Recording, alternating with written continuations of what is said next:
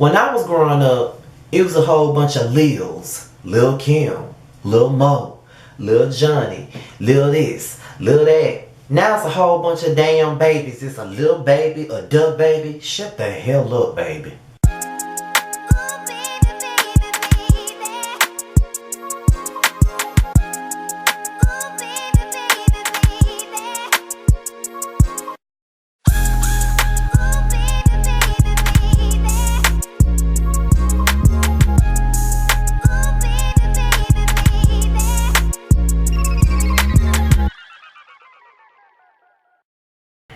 What's going on, you guys? It's your boy Scotty, and you're here for my review of the 2019 BET Awards review. Okay, it's been a long time since I reviewed the BET Awards. Everybody been wanting me to, review these award shows, and I just would never give it life because I don't really watch award shows anymore. But I had to watch the BET Awards tonight just because of the simple fact that the queen of R&B, my #1 favorite R&B singer in the whole wide world, Mary J. Blige, was being motherfucking honored tonight, and I was not gonna miss that for the damn world. Now, I had a damn terrible day today. I had a rough day today.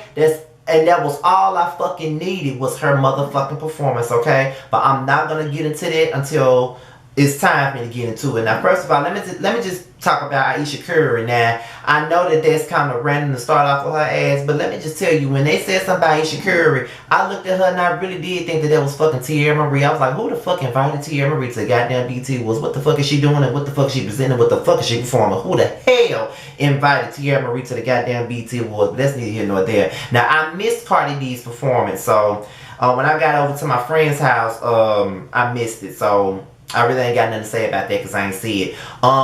One of the babies, Lil Baby, performed. I don't know not one song by Lil Baby, period. I don't know who the fuck he is. I don't know where the fuck he came from, where the fuck he from. Don't really give a fuck. I just know my brother listens to that shit. And y'all know that if you ride in the car with me, you listen to some 90s R&B, some 90s hip-hop, some 2000s R&B, some 2000s hip-hop. You might get a dash of 2010 somewhere in the middle. But, I don't know who the fuck Lil Baby is. I don't know half these motherfuckers on this goddamn stage. Don't know him. Then Fantasia performed her little motherfucking ass off. And one thing about Fantasia, when she get her ass on the motherfucking stage, that bitch gonna give you a show. She gonna kick off her shoes and relax her feet and party on down to the Fantasia beat. That's what the fuck that bitch gonna do. She performed her new song called Enough, and she gave me a motherfucking show. And she looked goddamn good. Fantasia looks good, okay? She has come a very long way from Life Is Not a Fairy Tale to Enough. She done had enough of you bitches talking about her. She's in a good spot. She got a good man, and it is what it is. I love me some motherfucking Fantasia, and this album better be the shit, because that last album you put out, I wasn't feeling it. But bitch, I'm ready for you now, because I like that new song Enough. I really do like it. One thing about it, and two things for sure, I was so glad to see Raphael Saadiq. You know what I mean? He's one of the greats, and nobody likes to give him his props for nothing. You know what I mean? Nobody likes to really give him his flowers while he's here. You know, Raphael Saadiq has a lot of the best music, and nobody really knows his work sometimes. And I just feel like, I was so happy to see him.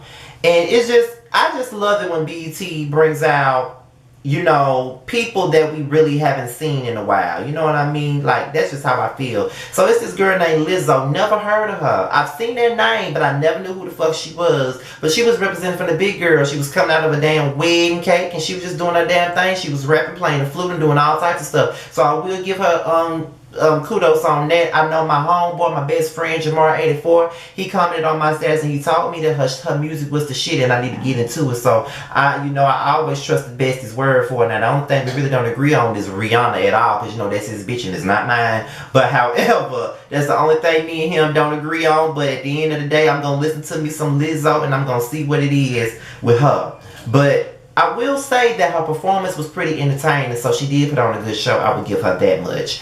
When I saw Al Sharpton walk up, I'm just sitting up here like, I don't nobody want to see Al Sharpton and his PCJ perm walking up on that damn stage, because I know damn sure I didn't want to see his motherfucking ass. Period. Okay. Then we got a performance from the City Girls. The dumb girls, the Section 8 girls, the girls that are hard of hearing and can't spell and need hooked on phonics girls. that performance didn't have no motherfucking energy. Now, one thing about it, and two things for sure, I have seen a lot of girls on Instagram, a lot of girls on Snapchat, and a lot of girls in parties around my area who have performed their songs way better than them, and way better than her. And I don't see how anybody can listen to the City Girls. They really make all my brain cells go away. It's bad enough I watch Love and Hip Hop and all that type of bullshit, but listening to this bitch called January 15th, I'll be in Tampa, Florida on January 15th. I don't see how the fuck y'all just make anybody famous. Why don't y'all make me famous? I really got some shit to say and some shit to do, and I have some substance. Why do y'all make everybody fucking famous? I just don't understand. So I was just like, I don't see how anybody can sit up here and listen to the motherfucking City Girls. I just can't. Now, what I was real tickled about was Snoop Dogg winning a gospel award, and I never knew that Snoop Dogg even did no gospel album. That's just how far behind I've been with today's music. I had no idea, but congrats to Snoop Dogg for winning it. Lil Nas and the boy, and I forget what his name is, but they performed Old Town Road. He did a good job, and Lil Nas X kind of fine. You know, got him a little six-pack, little chocolate, you know what I mean? He kind of fine. So I give him that much, but he did a damn good job, though. All I kept doing was asking for Mary. That's all I kept asking for the entire damn award show. That's all I wanted to see. That's all I wanted to know. Now, Regina Hall, a lot of people on my timeline was giving her a hard time, but I did enjoy Regina Hall. You know, we've had good hosts and we've had bad hosts. I mean, we had D.L. Hughley as a host, he was terrible. We had Damon Wayans as a host, he was terrible. You know what I mean? We had, we had people that really didn't do a bang up job, period, at the BET Awards. We really have, and it is what it is. So the next thing you know, this him, she, her, whatever the hell that girl name is, I don't listen to her, period. However, she did give us a good spoken word before the performance, and, you know, it was cute. Nothing I want to hear all the goddamn time. I really listen to her than that LMA girl. Don't give a fuck about Migos. I ain't got time to talk about them, and DJ Mustard don't really give a fuck, period. Now, before they got to the Mary performance, I was worried.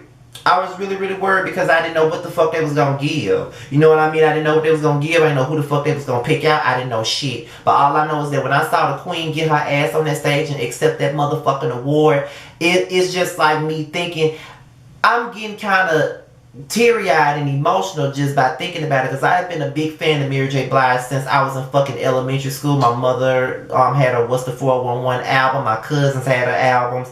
I didn't have no other choice but to grow up on Mary J. Blige, and Mary J. Blige is the soundtrack of everybody's life. She's a soundtrack of mine. There was a time where my life was a soundtrack of my life when I was going through a bunch of bullshit with men. At this point, the breakthrough in growing pains is the soundtrack of my life right now. Mary is everything to me. She invokes every fucking emotion of my life, whether it be sad or mad or happy. It doesn't matter what it is. Mary will put me in a mood, and I don't give a fuck what time it is. She gonna always be able, when you're happy, she can feel your pain. When you in pain, she can feel your pain. When you just don't know where you're going, she gonna feel your pain. And I just feel like Mary deserves every fucking flower that she was ever given tonight when they gave her that fucking award. Just thinking about the world she came from, just thinking about how she came from the projects and how people from the projects are always being looked down upon and always being said that they would never amount to nothing. She did not graduate high school. She dropped the fuck out. You know what I'm saying? She didn't know where the fuck her life was going, but she had a voice that was everything to people and everybody, she had a voice that she didn't even believe in. She never knew that she was going to be who the fuck she was today. And one thing about it, just knowing where she came from, just thinking about her story, how she came from Slow Burn Projects, how she came from Youngest and became a big superstar, how she came from that place and won all those Grammy Awards, how she came from that place and performed for the motherfucking president, how she came from that place and now she's an Oscar-nominated actress, how she came from where she came from and she's still able to be who the fuck she is, which is an inspiration on black women and some black men of today. Mary is the voice for all of us who came from around the way, and I will always appreciate her for that. And when she accepted her award, I'm like, okay, is that it? They're not going to perform shit? Mary changed them clothes so motherfucking fast. We got a montage of people like Nas talking about her. Then we had Andre Harrell, the one who started it all. We had P. Diddy, the one who knew what to do with her. Everybody that was key components to her motherfucking success. The key people who knew who the fuck she was and what the fuck she was about. One thing about Mary, when she came out, there was nobody like Mary. She came out during the time where there was Anita Baker. She came out during the time where it was Whitney Houston. She came out during the time where it was Mariah Carey. She came out at a wonderful time where nobody knew what to do with her, and she was not gonna be in the same lane as all these glamorous ass R&B bitches. Mary came up and she represented for everybody from the struggle, everybody from the hood, everybody that had humble circumstances. She was there for everybody. She dropped that What's the 411 album. It was all motherfucking history. She opened up that show with My Life, a song that I've always listened to when I was going through my pain, a song that I've always listened to when I felt like nobody else understood me, because I'm the type of motherfucker that always hold their pain to themselves. I'm the type of motherfucker that never shows when he's in pain. One thing about it, and two things for fucking show. Aaliyah, Live with Leah show. She listened to me when I vented to her. She got a text message from me today when I was going through one of my worst times in my life. But she knows me as a person, and she knows I don't talk about my issues, but that bitch was there for me. Shout out to Aaliyah. That's one song I always listen to. No More Drama, another song that I've always played when I was going through stuff, another song that I've always played when I just wanted a little bit of inner peace, a little bit of inner anything. No More Drama. She came out and performed Real Love. Came out and performed You Remind Me, Reminisce, Love No Fucking Limit. She came out and she performed motherfucking, she got a lot of hits, honey. And she got a lot of them, and she performed a whole bunch of them. I was going everywhere, all over the place. She had I'm Going Down. She performed it. She performed I Can Love You and brought Lil' Kim out. She performed You're All I Need to Get By and brought Method Man. Now the Method Man, just one thing's for sure, one thing for certain, two things for sure. Black not fucking cracking, Method Man still fucking fine as a motherfucker. Then she performed Just Fine to close the motherfucking show. She performed it was so many songs that she fucking performed that, baby, I can't even call them all out right now because she performed everything. I was just here. She did her own motherfucking tribute. She didn't let none of you new girls come in, because let me tell you something, Mary is a real queen. She's a legend, a living legend at that, and can't nobody do her the way Mary does her. Can't nobody do Mary better than her. And that was one thing I did know. I got my motherfucking life out that fucking performance, and nothing else even mattered to me after that. So shout out to Mary for what she gave. Shout out to Mary for what she brought to the table. I don't give a fuck what nobody got to say. That whole show was over with after Mary got done. That's it. So then, when it came down to Tyler Perry accepted his award, his Icon Award, and he had one of the best speeches I have ever heard in any fucking award show. People like to give Tyler a lot of flack for his movies and all of this stuff, but you can't knock the hustle and you can't knock the talent, okay? As a writer myself, I look up to him. I'm a writer, and I'm trying to get my work out there for the world to read and the world to see, and hopefully develop into something bigger than what it really is.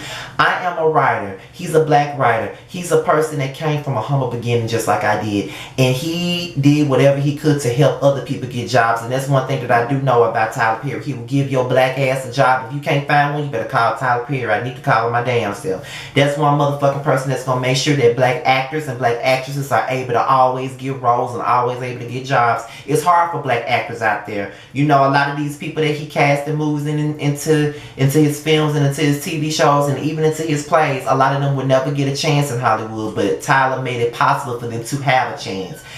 Just hearing him talk about where he come from, and hearing him talk about how he built his studio in one of the poorest neighborhoods in Atlanta, so everybody else can know, all the kids that's living in those poor neighborhoods can see what a person that's just like them can do. And I look down upon myself a lot, and it's one thing about it, and one thing about Tyler Perry is that he's the one to show you that if you, it doesn't matter where you, Mary and Tyler Perry both, you can come from whatever humble beginning you want to, but there's nothing that's stopping you but you. You can have every door closed on you all day fucking long, and That should be your motivation to continue to go. You know, I sit up here and I argue with myself all day, every day. I have a voice. I have a YouTube channel. I have a platform where I can speak about my real life, make everybody laugh, but I can also make everybody think, okay? I complain all the time about my subscribers and how I feel like ain't nobody watching. But how can I make anybody watch when I ain't putting content out there to make everybody watch? How can I be mad because people not supporting when I'm not giving them anything to support? I gotta grind and be on my hustle like everybody else is. I look at people like Blige and how she came up so fast and how she's continuing to grow. That's because she's grinding and doing what she gotta do. You know what I mean? I look at people like Color Me Pink, who's also a YouTuber like me, and she's a best-selling author. I want to do what the fuck she doing. I got 17 books on my motherfucking computer that should be read by millions of people instead of the people that be on the phone with me that I read them to. There's people that watch my videos that are hungry for my work. All I gotta do is apply myself and believe in myself, and I'll be able to do exactly what the fuck they do. Just me going through what I was going through today, that was inspirational, and I needed to hear every word of it. And I'm not trying to be your typical sentimental ass bitch, but I needed to hear every word that Tyler Perry said, and that really made me think about all the things that I'm going through, and all the things that I can do to change what I'm going through, and all of the things that I can do to make myself be more than what I am. Because I'm a produce manager at a grocery store right now. And I get paid a decent amount of money, but that is not my destiny. My destiny is to reach people. My destiny is to talk to people. I have writing.